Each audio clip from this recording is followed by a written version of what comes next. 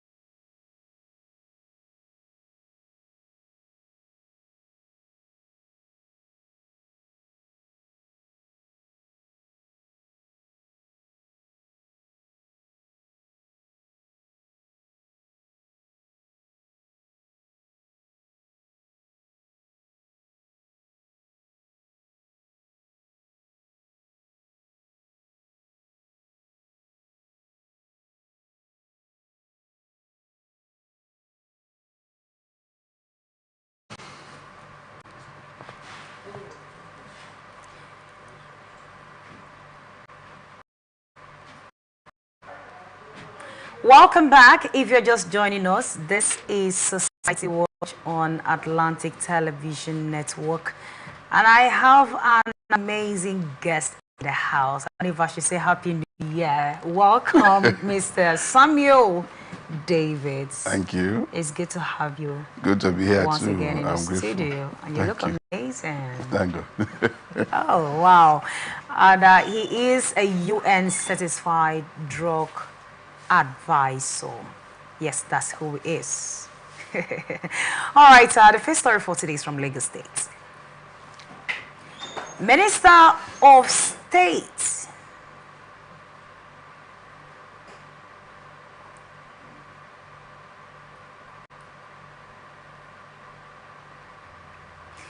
for Petroleum Resources, Ekribe Ekpo, launched a free cooking gas cylinder distribution initiatives in Lagos State, targeting approximately 300 women.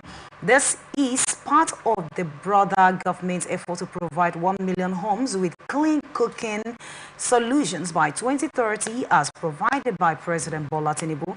The initiatives encourage the transition from firewood, kerosene, and charcoal to LPG, emphasizing its safety and environmental benefit. ECBO assured that the government is working to reduce gas price and urged the women not to sell the cylinders. The secretary to the government of the Federation, George Akume, highlighted the health and environmental risks of using firewood. The initiative aims to distribute 225,000 cylinders annually until 2030, with the program expanding to Akwa Ibom next.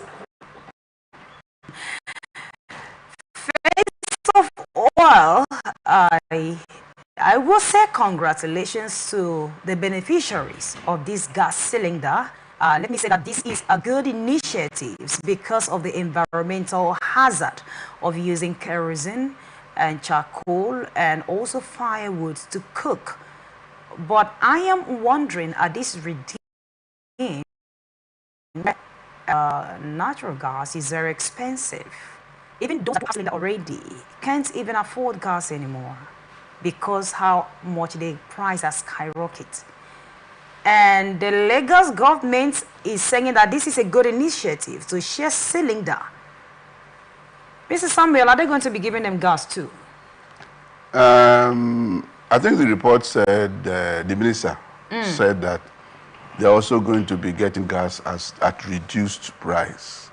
But I did not see any picture of the cylinder. But where are they going to get the one that they will sell at a reduced price that Nigerians can afford? If I've seen these persons whom they gave these gas cylinders to, we are going to get gas at reduced price. So I looked for the picture, because when they go to the gas station, how will the man or the person attendant there know that this is federal government cylinder? Maybe they're going to have a tag on it.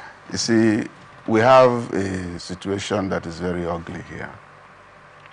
He just asked the question, what about the cost of the gas? But first of all, yeah, that was me trying to wrap around my brain around this. For you, will you say that this is a good initiative? No, it's not. Let me explain. A government is supposed to evolve solutions to problems, such that the life of the people are affected positively, not just for today, but continuously. We have, from my point of view, what I see, the Tinubu government is working with a perverted mindset. They look at us as beggars. They don't have any consciousness of leadership as a matter of solving problems and taking care of issues. They are giving cylinders. There was this comment about rice. Now it's cylinders. Is it that there is no better arrangement that can totally and completely revamp the gas situation so that everybody can go and get gas easily? You are giving them cylinders in Lagos State. How many women are in Lagos State? You want to give 250 families whatever in 2030. Are you planning for next election?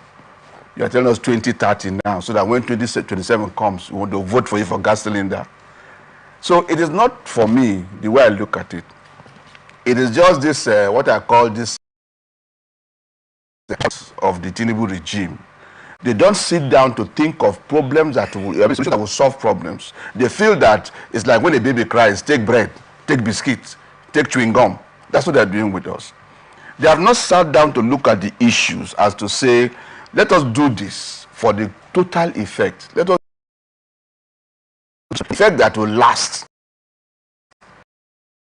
But just do things because they feel that they are better than us. They feel they are confident in their wealth. Like Akpabio told us, we should go and protest. They will eating with themselves there.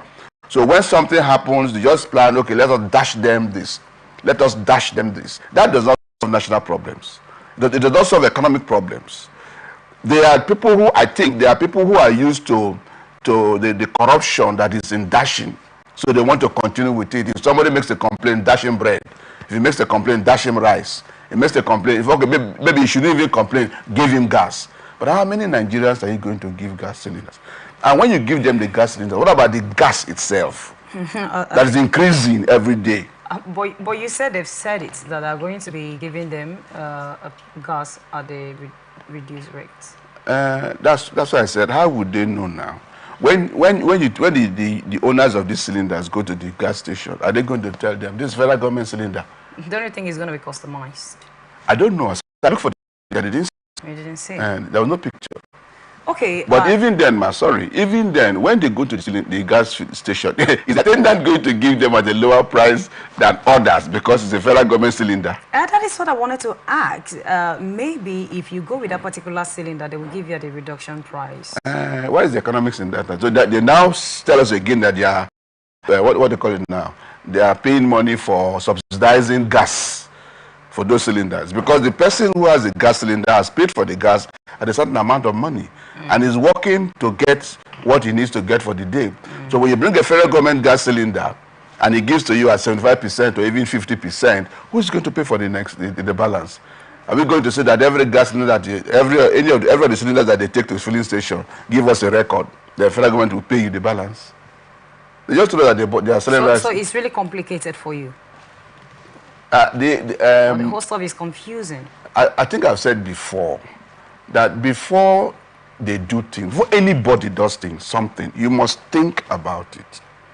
We're talking about a national thing. Nigeria and as a country, Nigerians as a people. You don't just get up and do something and then you think that because you have done this, we will hail you. I don't think so. I think they just started another problem. Because you've given 300 people. What about the rest of the Nigerians? Well, what about the cost of the gas after you give them cylinder? According to them, they said they will keep producing until they completely get rid of. Do we have a federal government gas cylinder? 30.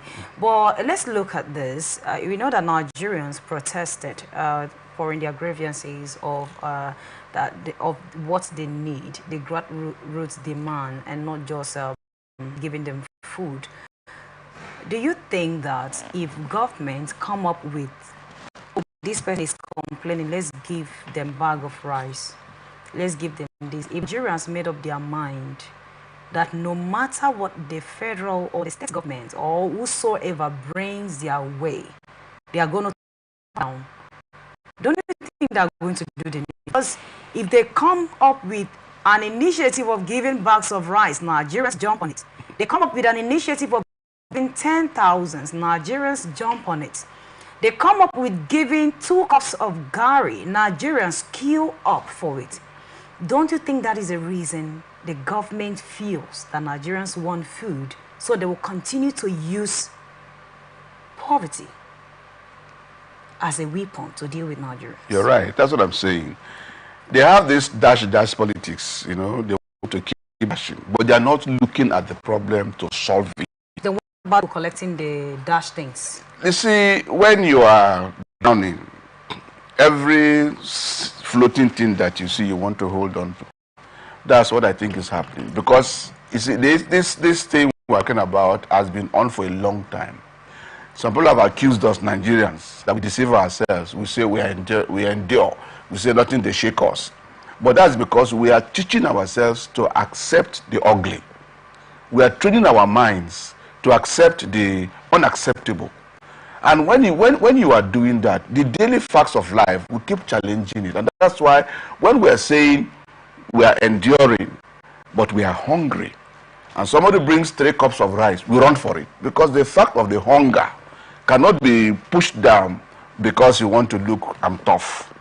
You are hungry, you are hungry. So Nigerians are hungry. Is that it? Nigerians have been hungry for a long time. When they're hungry, they don't even have the money to buy the food. If the food they even find. It's a situation where I'm thinking the government should be doing more of holistic considerations. As a people, at any point in time, everybody cannot be in government. I'm not saying that I know everything, but you see, when you sit down to take care of issues, you think about it. What do we do about this? What do we do about that? So that when you start to do, you don't raise more problems. This gas cylinder thing will raise more problems. You will see. All right. The Lagos State Minister came up with an initiative of sharing gas cylinder to the masses. And so far, they've given 300 gas cylinder that's free. And they said they're going to also make sure they work in a way that those with this cylinder will be able to afford gas at a subsidized price. What do you think about these initiatives? Is this what Nigerians want? Is this the way forward? And if it is not what Nigerians want, why do they go ahead to stretch their hands as every little gift that is given to them? It's education to the government, people at the top, that indeed we can actually buy these people with a pinch of salt. You can drop the comments on the comment box. The next story for today is from Plateau State. Former Plateau State Speaker Stephanus Manasseh, now special advisor to the Plateau State Governor on special duties, urged the government to shift its focus from train pilgrimages to promoting spiritual tourism. Speaking at an advocacy meeting in Gombe on religious tolerance and human rights, Namafat argues that pilgrimage should be personal responsibility rather than state fund, as government sponsoring include non-Muslims and non-Christian citizens and benefits only a few. Meeting part of the EU-backed project on peace buildings and religious tolerance highlighted the need for the government to prioritize other areas instead of funding religious pilgrimages. The project led by the Tekan Peace Decks will run from April 2023 to 2025 across 6 communities in Gombe State. Gombe State House of Assembly Speaker Abubakar Hamert emphasized the importance of peace and governance. The discussion also interferes recent controversies across the federal government's decision to subsidize the 2024 Hajj and with 90 billion naira, which has been criticized as the misallocation of resources. This decision has backlash, especially in light of the alleged corruption and mismanagement within the National Hajj Commissions of Nigeria. Okay, I just have a very, well, that is a very simple question. The full House of Representatives Speaker actually said that government should stop funding pilgrimages programs. It should be a personal responsibility, should be a personal stuff. If you want to embark on this journey, I don't know what it is, research, a lot of people go there for just to go and pray. If you want to embark on this, it should be from your pocket. You shouldn't wait for the government to fund this. And so far, governments have been carrying this on their head. You can imagine the last one, the president, they pull in 90 billion naira in there, in which they can't even account on how the money was being used. And now investigation is ongoing to be able to come up with substantial to know how the money was being used. This is misappropriation, of course, but or misallocation. of Finance. What do you think about what the speaker is saying? It seems majority of them get to know what is wrong when they are no longer in that position. What do you think? I remember when some months back when the former presidential candidate of Labour Party, that is Peter Obi, came up to say that the government should prioritize security. They should fight insecurity. They should make it a state of emergency. But we also remember that when he was the former governor of Anambra State. Well, what do you think? Not about former governor of Anambra State, but about this matter. No, it seems, do you know why I have to bring this up? Yes. Because it's more like majority of them get to know that there is something wrong when they are not there again. But when they are there, they don't see anything wrong. They don't even, they turn deaf ear to the people. Well, that probably is a matter of experience. Now, I said it seems. Yes, it seems like a matter of experience. I don't know for sure. It can be because having been there and having done it, the person now realizes, oh, this was wrong. Oh, I shouldn't have done like this. That's possible. But it also can be because he or she wants to, like, maybe talk down an existing government or whatever. But about the issue of pilgrimage and whatever, the report says, the man said that he should not support pilgrimage, spiritual tourism. And I'm wondering, what is the difference between pilgrimage and spiritual tourism? Fundamentally, Nigeria is a secular country. Although we know that the country has been tied up in Islamic issues here and there, giving the impression in some places that Nigeria is a country, but we are not an Islamic country. The government should have no business with a person's private spirituality. Not everybody is a Muslim, not everybody is a Christian. We even have those who are animists. So are we going to, okay, where would they go for pilgrimage? As animists, I don't know. But the point is, it's not just converting or allocating money for pilgrimages, for spiritual tourism, pilgrimages. The thing is that is not government's business at all. But if you remember, it didn't start today. These boards have existed long ago. And they were part of the things that I think when Nigeria was buoyant, when Nigeria was rich, that they tried to, should I say, in quotes, help. Nigeria is poor now? Nigeria? Nigeria is very poor. It's very poor now? From what I feel. We are not rich again? From what I feel, but from what I see leadership doing, it's like we are not poor. So that means Nigeria.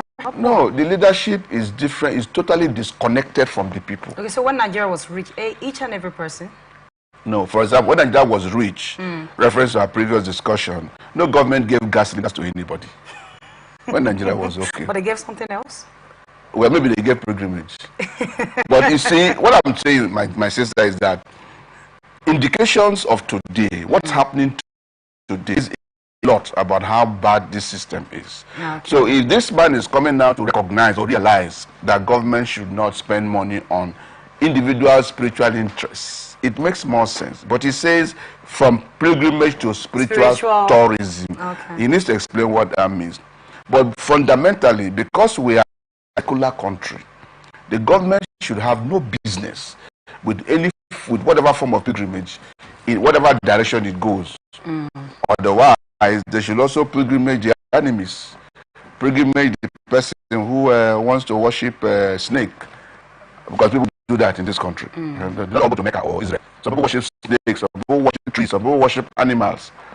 So maybe the government should expand the services to cover everybody's interests. Okay, I always like to ask my audience question, give you room to also engage, to be a part of this discussion. Manasseh, former speaker, said that government should no longer sponsor, be involved in sponsoring these those that want to go for their pilgrimage, but they should do only for religious people. That is, if they put it as a pilgrimage, it means that whether you are a Christian or not, whether you are a Muslim or not, you be part of them. But if it is about religious people, it will just be if maybe only Christians or only Muslims. Does that make any sense to you? All right, we return after the short break. This is Society Watch on Atlantic Television Network.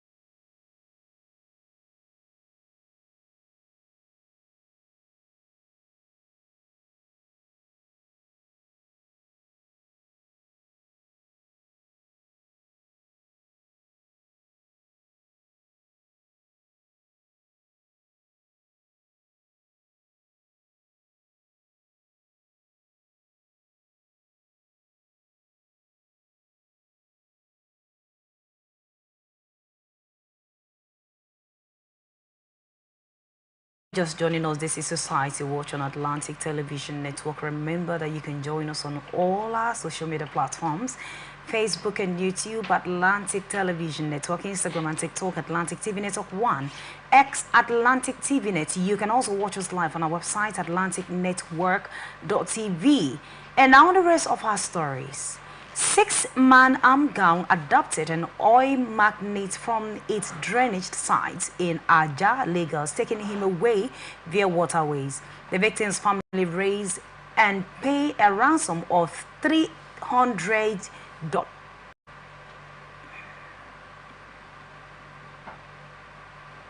An additional 100,000 naira to secure his release. Three of the kidnappers, Adelaja Ikusan, Tosinoke, and Oluwabami Yusuf, were later arrested. Tosinoke, also known as Old Soldier, expressed deep regret for his involvement in the crime, stating in a video that he was unsure how to end up joining the gang and use his share of the ransom for his children's education and household expenses. He speculated that he might have been bewitched into participating in the crime. They gave me $1,100, and when I exchanged it at the bureaus, the change, I received 1.8 million. I used part of it for my children's school fees, feeding, and save the rest in my account. I regret getting involved in this. I am not even sure if I was bewitched into joining them. I don't understand how I became a part of this. I honestly regret getting myself involved in this. Okay said, even my family members questioned my involvement because they knew I had never been involved in anything like this before. I used to work as an agent for police in Zone 2. What could have driven me to participate in something like this? I am reading this. I am so shocked. I'm reading and I am not understanding. A man has been kidnapping for years, and he used to work as inspector in police zone 2 and as an agent for police in zone 2. And you come home with a huge amount of money. Your family didn't ask you, where did you get this kind of money from? So I was thinking, this is me thinking in my head, that kidnappers do not have families, in the sense that, like, I mean their own children. Because if you are comfortable detaining another person's child, and you have children, another person's mother, and you have a mother, another person's father, and you do have a father, and you are not feeling it. I am wondering if they do not have family. And he is even comfortable telling us that he uses the money to pay his children's school fees. You keep another person's child in detention and you got the money to pay another person's school fees. I just want to ask, what do you think about this man's, should I call it analysis? Because he's saying that he doesn't know how he got there, whether he was being bewitched. Is it not a kind of criminal act that people sit down and decide to do, be it under good circumstances or not? I'm surprised that he has not called Satan. That devil push him to do it, because that's what people do. Maybe devil was sleeping that very day. Okay, and his friends pushed him to do it. He got the money and he paid for school fees. He fed his children. So maybe he can also kill somebody because he wants to eat meat. You know, actions, whatever what is done is justified because of what it served to the person who did it. This is a fundamental thing with the rotten states we are in this country. The man has no, for me, my point of view, he was not bewitched. He had time to think about it, and he got involved. He says his family people are surprised that he doesn't do that kind of a thing. But I'm sure that they didn't just, the colleagues, the people, the other members of the kidnapping team, did not just see him on the road and ask him to join them. They must have had some discussions. Yeah. They must have talked about what they were going to do. He knew what was the process, what was involved. He also knew what they were expecting to get. Exactly. So what he talked about was being bewitched. He made a decision. He made a decision. Okay. So he shouldn't come and tell us that it was a bewitching. Nobody bewitched him.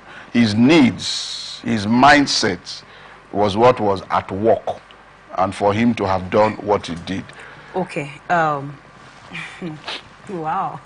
I'm acting like an investigation agent now. All right. So he said something. He said, I used to work as an agent for police in Zone 2. In other words, if he used to, he's no longer doing anything. I used to work. The family now knows that he is no longer working as an agent for the police, right? So at that point, because if you go through the story, you will not see that I have social business somewhere. You will not see that I'm working for social company. So there is every tendency that he's doing something and then he's coming home with this kind of money. Now, I want to ask about where family comes to play in this kind of situation. Because you see, a lot of persons are out there. You see them getting a kind of beautiful flashy cars. They live in a very expensive apartment. And the family are so comfortable with the kind of lifestyle they are living. So flashy. Nobody is asking, how did you get this? What do you think? Do you think that the family is a major fuel engineering these crimes in our community, in our society? Well, to an extent, approval from family members will encourage anybody to continue to do whatever he or she is doing. If you get a negative response, you start to do something and there are questions, your significant others begin to ask you and query you, it will of course cause you to want to probably look back at what you are doing, check yourself and probably say, no, maybe I shouldn't do this thing because it's no good.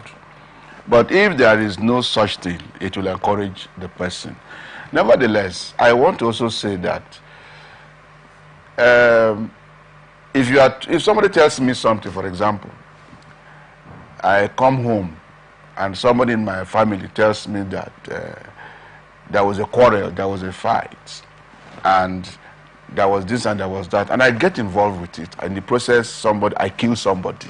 I'm the one that will address that situation. It's not the family members. Okay. So even if you are told something, that you decide to act on it, it's your decision. So family members may encourage, family members may refuse to condemn what is wrong, but you also as the individual, I think he's the one that's been arrested now. Is it family members? He's the one telling us that he did this, he did that. So it is not really a case of, we shouldn't be shifting. Everyone should be, let us take responsibility. Let's take responsibility for our lives, for our actions, for our decisions. You hear so many things. Do you act on everything that you hear? You don't. So we should also encourage individuals to... But when it has to do with family? His reference to his family is that his family members are surprised that he's into doing it because he has never done anything like that before. So he's even talking about the family in a very positive term, that if they had probably known, they wouldn't even have encouraged him. That's what I hear him saying. He has not said his family people said do it. When he was paying the child's school fee, I don't think the child knew that the money was from kidnap. And the wife did not ask, where did you get the money from? I don't know what he must have told the wife. She asked, is he even married? I don't know.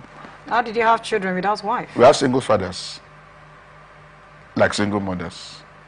So yeah, he was under problem. I'm just saying, I'm not him. Maybe there was some stress.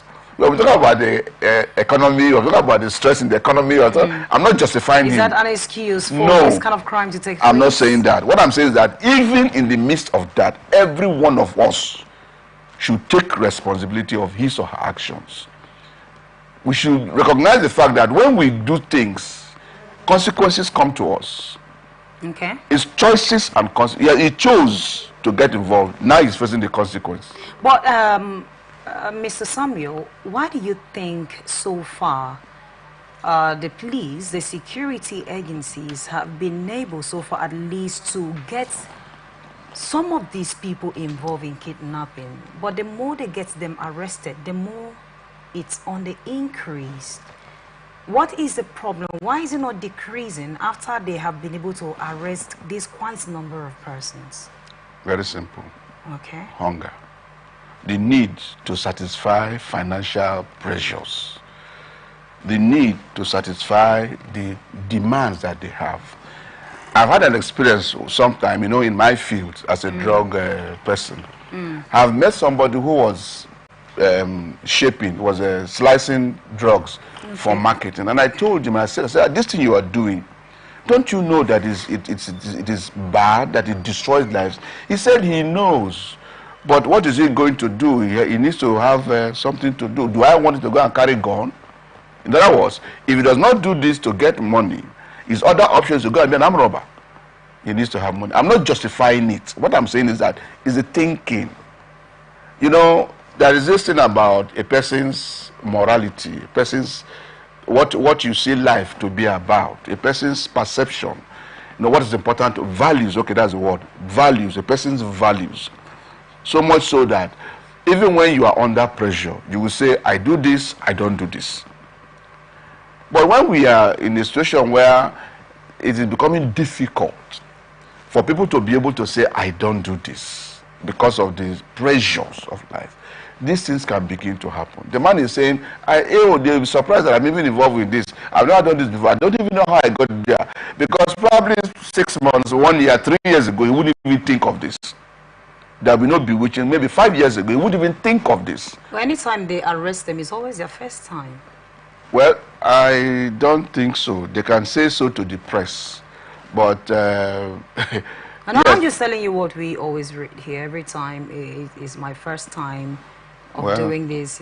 I mean, it's always their first time. I don't think if you drink poison for the first time, you will not die. So first time is no excuse. It's choices and consequences. Shoot yourself. Don't put a gun to your head and shoot it for the first time. Okay, I see. Let us see what's going to happen. Okay. So there should be no first time thing. Okay, is the president, we should let him do it 10 times before he's arrested and prosecuted or whatever. What is wrong is wrong. It's not right. It's not proper. Not right. Doesn't make sense. It's wicked. It is evil. There's no bewitching. The man made a choice. He said to do something, he did it, and thank God he has been caught. But otherwise he would do it again. 1.8 million that he got from $1,700. I'm also surprised. He was under the influence of whatever, because he said maybe he was being bewitched. He doesn't know how it got. There was no influence. But even at that, he knew the amounts that was given to him. He knew how much. He knew what to do with the money. He went and changed it to naira. Exactly. He knew where to go change the money. He knew what to do with the money, that at least if he used this money to pay his children's school fees, it would go a long way and feeding. He didn't use the money to, he didn't just squander the money, despite he was under influence of something. That means... You know, he was not under, he said he was thinking when he's bewitched, not that he was sure that he was bewitched. All right. He said he's thinking when I was bewitched. Let's look at the next story for today. Well, it is a good thing that he has been apprehended, and we know that he will face the full road of the law. Independent oil marketers in Nigeria has sharply increased petrol price, and some station charging between 900, that's 90,000 and 1,000 per liter. Did I get that right? That's 9,000. 900. Okay. 900,000. That's 9,000. 9,000. It's 2 zeros. And now. okay, that's 900,000. Oh, pardon me. 900,000, 1,000. 100 naira. 900 naira. Oh my God. Oh my God. Pardon me. That is some station charging 900 naira and 1,000 naira per liter. Oh, it's not up to 900,000.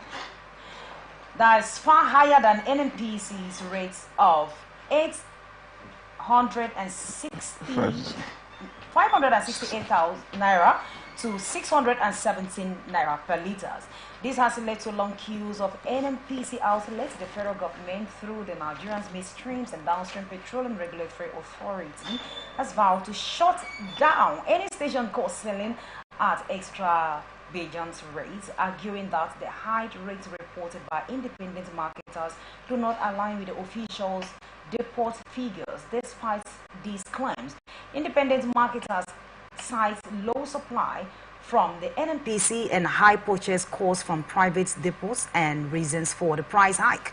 The situation has worsened in various states, including Lagos, Ogun, Kano, and Osun, where prices have soared, leading to increased transportation costs and the resurgence of black market fuel sales. The government has been prioritizing fuel supply to Abuja to has struggled to stabilize price and distribution nationwide. So the authorities have decided to shut down any fuel station that is selling 900 or 1,000 per liter. I'm just wondering, how many stations are they going to shut down? Because this is happening nationwide, and somewhere in Oyo State, it is being sold at 1,200 naira. That's a liter of fuel, 1,200. And the authorities are saying they want to shut down any station that is selling that is above 1,000 or 1,000 naira.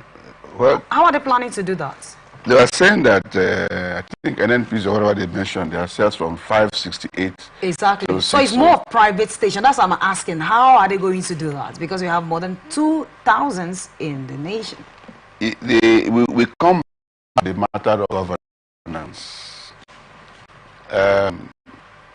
I don't claim to have all the answers, but I've always said challenges require solutions. You want to shut down the filling stations. I know greed, avarice is involved. People want to make so much profit because they want to get what they want to get. But we were in a place sometime in this country when the prices were not like this. Okay. What happened? Can we not go back to the root causes of these problems? We are looking at cost. What about the problem that is making the cost go high? We had a time in this country where it was not this much. Why are we not asking, why is government not asking the question, what can we do to get back to that place? Instead of acting on the symptoms. You are looking at the symptoms, you're not looking at the cause. What is causing the problem, you don't look at it. You're looking at the top. You make a lot of noise. Now they will use that to go and close the filling station of their enemies, those that are not their political friends. They close their filling stations and do whatever they want to do without solving the problem. Okay. I keep saying, when you leadership is a place where you solve problems. Solving problems will be more effective if they are enduring. Okay. So I would prefer that the government, even while they may take this step, because of people's individual greed and all that, they may take this step. But let us also look at the cause. What do we do so that fuel prices will not be sold at this price? What do we do so that, fuel prices will not be this high? What do we do so that these problems are taken care of? That's what I think they should be looking at. Yes, individual greed can cause people to hike prices, for which they can say, we close you, and it's regulation. Fine, you can deal with it. But is that the end? So don't you think that if they finally come up, implement this idea of shutting down any fuel station sells above 800, let's assume, or 1,000 naira per se, don't you think it's going to cause more chaos in the country? Because I remember the last time we entered NNPC to buy fuel, just sold for quite a number of persons, and then they shut it down for the main time till evening. So now you can't even predict when they will open because of the queue. So what they do is that they open when people are not even thinking, like people go there to line up, to leave their vehicles there in a queue, and then they can go about their different endeavors. The moment they just heard that NNPC has opened, they will run down there. Is that what is going to be happening? Yes, we know that they are trying to regulate the price of fuel. But is this the best way to go about it? By shutting down some private station, if you shut them down, what's next for the people? Would the multitude of persons that we have in this country go to NNPC? How many NNPC fuel stations do we even have in different locations? I think there are two, three things involved here. First, the government is right to force greedy people out of the system. I think that when they begin to shut down those filling stations, others will play down, others will not continue to do it. Okay. That's one thing. Second thing is, I come back to what I said before. It's not just shutting them down. It is, what do we do so that this does not happen again? Okay. Recently, there was this thing about fuel, Dangote, Malta thing and all that, and now O and AP. See, things are not in order. Things are not in order. Okay. If the government wants to deal with the fuel issue, then we have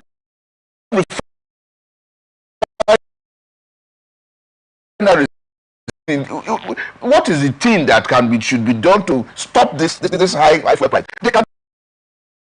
All right. Should I say my fellow Nigerians? I don't government is a lie. The independent oil marketers in Nigeria has sharply increased petrol price, some between 900 naira and 1,000 naira per liter so far, and then it is actually higher than NNPC, and they are planning. They are with an idea to the best way to regulate this.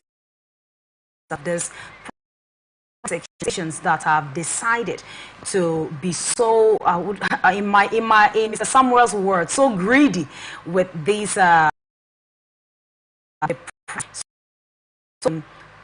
regulatory authority, that's of course the people here, the authority. Do you think that this is the best way to handle this?